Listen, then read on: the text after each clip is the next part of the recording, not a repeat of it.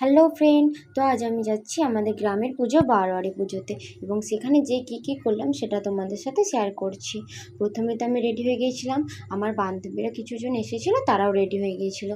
তারপর আমাদের বাড়ির লোকজন এবং আত্মীয় স্বজন সবাই খাওয়া দাওয়া করছিল আর আমরা মেলার উদ্দেশ্যে বেরিয়ে পড়েছিলাম।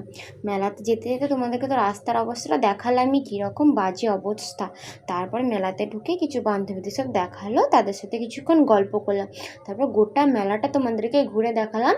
এত গরমের মধ্যেও এত লোকজন দেখে আই এম তো অবাক। আর এত লোকজনের কারণ অবশ্যই তোমাদের শেষে জানাবো। তারপর চলে গিয়েছিলাম দোকানে কিছু কেনাকাটা করলাম, এগুলো ছাড়া আরও অনেক কিছু কিনেছিলাম।